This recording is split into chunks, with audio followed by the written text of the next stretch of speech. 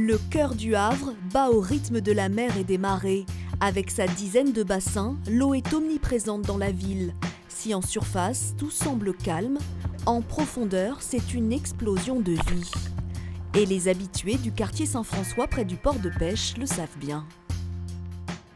Il y a un peu de tout, il y a du bar, du mulet, il y a des crabes, il y a des vignots, il y a des chapeaux chinois, il y a toutes sortes de vie.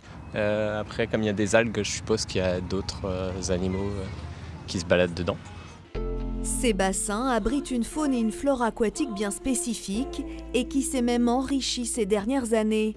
Aropaport a mené une expérimentation en implantant ces récifs artificiels.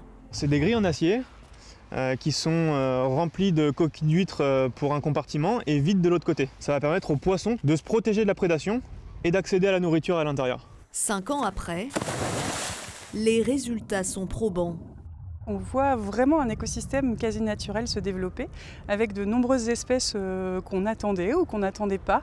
Des jeunes bars, des espèces de coraux, des petits gobies. Vraiment une diversité naturelle qui s'est recréée dans le port comme on l'attendait. Des spécimens plus rares ont été observés comme les spirographes habitués des récifs coralliens ou l'acidie avec un corps en forme de sac.